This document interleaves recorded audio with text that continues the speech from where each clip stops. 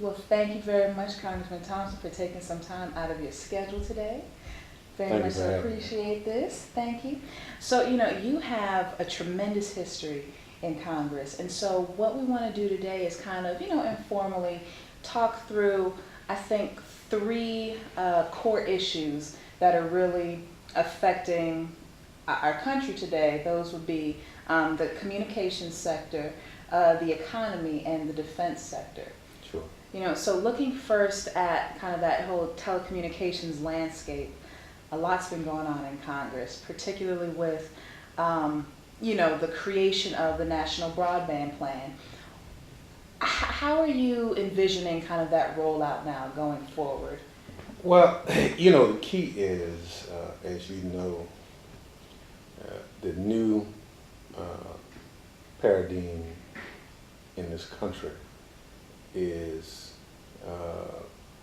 technology, broadband, the internet, the use of that. Young people becoming tech savvy early.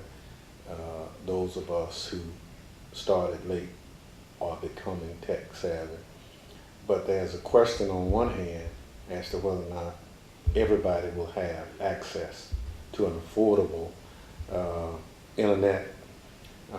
And the other hand is, are there pitfalls out here by the giants to overregulate it so that it becomes another government entity?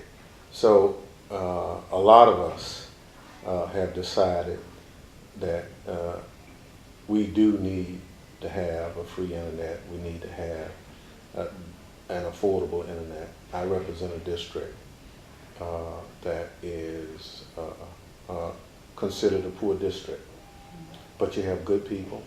They ought to have access to the internet. Dial-up should not be the way people get on the internet. That's horse and buggy.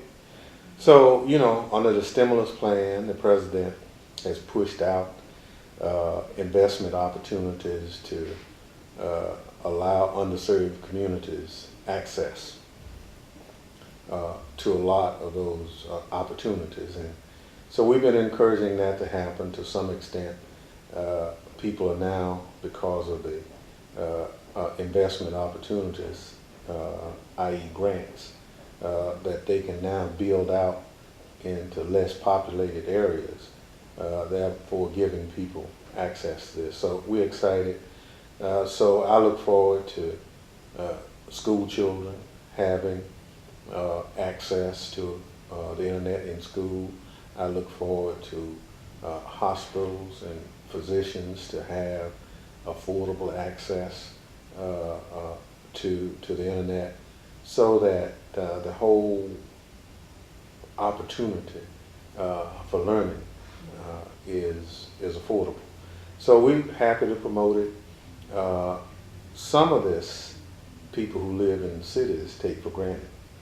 And so what we're trying to do is bring the rest of the country up to where they are from a technological standpoint. But we really don't want the government to overregulate it and make it cumbersome. So we like what we see going forward, but we just need to continue. And I think you strike on a really interesting point, because I think there is a lot of potential for broadband to do some really great things in our communities if people have that access. But do you really think that there is an opportunity for broadband to be a driver of economic growth and new, educational opportunity and new healthcare? Well, all that, because all of a sudden, location is not the driving factor for any of that, because you have access to the broadband. Mm-hmm. It's affordable. So I now have hospitals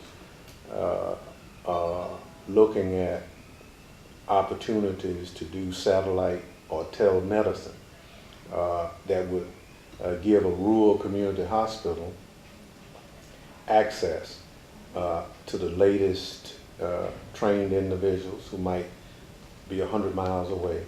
But because of telemedicine, it's like you're right in the suite. We have emergency rooms that will use that telemedicine because a lot of rural hospitals can't staff emergency rooms 24/7. So we're using the broadband concept in the healthcare. So businesses who have been reluctant to invest in technology because it was not affordable are now investing in technology because it is now affordable. And over time, you'll see an investment in jobs coming from that. But if you can't keep up with the rest of the world, then business is not going to invest in any updates. So I'm excited about it. It is something that, as you know, is not immediate. Right. But the potential as people get exposed to it is tremendous. So for a rural member of Congress, that one item speaks volumes for the growth potential of a district like mine. I think that was so key that you hit on the fact that it's not immediate. You know, it's a potential for how you down the road really help, you know, with economic recovery, help get this country back on track in a number of different areas. You know, one thing that you touched on was kind of, on one hand, the need to continue investment in this, you know, technology infrastructure going forward because of the opportunities. And then on the other hand, you know, wanting to make sure we don't over-regulate in a way that could kind of hinder that investment potential. And I find it interesting that, you know, over the past week or so, you know, the newspapers have been buzzing about Congress finally stepping in, working on some legislation just defining for the FCC, hey, this is what you can do with respect to regulation, here is your window of time. Is a thought behind that, you know, if you all intervened, now we can get to the business of implementing the National Broadband Plan? And doing what Congress intended and not let the FCC overreach and do something that would have an adverse impact on what you're trying to do. And so we think FCC has enough to do already. And if they do it and do it well, then I think an open and free internet is by far better.